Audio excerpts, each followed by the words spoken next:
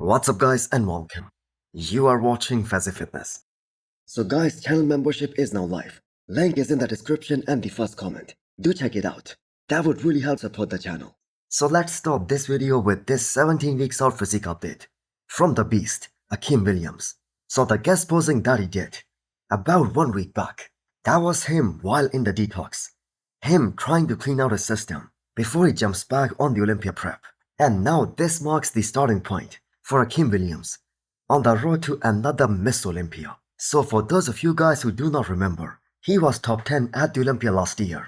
And he could have been higher by, I'm gonna say 2 more spots, if he looked as good during the prejudging as he came in for the finals. And we all know this has been the big mystery with Akim Williams, especially throughout last year and this year too, when he did the Arnold Ohio. Or I'm gonna say ever since he started working with Chris Aceto as his coach. Now, without any shadow of a doubt, Akim has been the most consistent with Chris Aceto in his corner. But this has also been observed time and time again, where Akim's physique that gets so much better from the prejudging to the finals. The only show Akim is currently focused on, that is the Olympia this year now.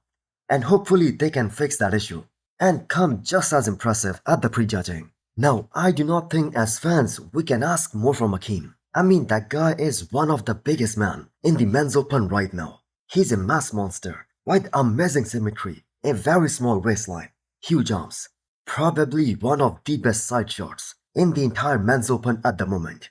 And the man takes up a lot of space on the stage too. The only thing that has been missing, that is his back double biceps. But that is just one shot. So he has been delivering to his absolute best, to the best of his abilities. And even that back problem, that is because of a nerve-related issue. So what do you guys think? Can Akim crack into that top 10 one more time this year? Next up, we have an update from Hassan Mustafa, the Egyptian tank. So the man has been looking very big, very massive, and I'm gonna say very lean too, for so many weeks now. And he will be aiming to step back on the stage in about 8 to 10 weeks time from now. So he's also one of those guys who is coming back after more than 1 year. So Hassan is among those guys who is probably one of the most difficult guys to get truly in shape, to get truly shredded. The man has all the muscle in the world. Nothing is missing except for that X-frame, which is due to the reason that he just went too aggressive in the initial phase of his pro career, trying to put on more size, trying to bulk up, trying to be very big. And what happened was, his waist that just grew with it. That 2019 Tampa Pro look from Hassan Mustafa, that was one of the best looks of his entire career. And now that he has lost all his aesthetics, he has to rely a lot more on his sheer muscle mass, his freak factor, in order to win the shows. Now, he had a terrible run last year in the 2 shows that he did because he was just way too off. Now this year we have seen him following a different strategy. He tried to stay very lean. Even during the peak of his off-season, he was very lean. And not just that, he started his prep very early during the season. Because in order for him to win another pro show this year and get his Olympia qualification, he's gonna have to be at his 100%. He cannot even come in off, not even by 1%. He has to be spot on in terms of everything. Now, if he hadn't had that health problem, that health scare, leading into the Olympia back in 2022, when he was working with AJ Sims, and he also won 2 shows back-to-back that year, he might have still been working with him. And we have to keep in mind, he was the only guy who brought Hassan Mustafa in the best condition of his career. Now, I do get that he looked a little bit smaller, but the fact is he was so detailed, and he had so much separation, and he was so ripped that he made up for that with some immense detail. Now, must say some of these pros, they did not plan their season very well, especially in terms of the competition that they're aiming to do. Hassan could have entered a show like this upcoming Spain Pro, and realistically speaking, he would have had a great shot at winning that show, a show that is happening this weekend. So some of you guys might have seen this video of Kevin Orellanna. I'm gonna say that came out about a week back, and zero exaggeration when I say that this guy has the best legs in the entire world right now among all the amateur bodybuilders. Yes, he hasn't won his pro card just yet, and he will be stepping on a pro qualifier in Spain today and that is to earn his IFBB Pro card.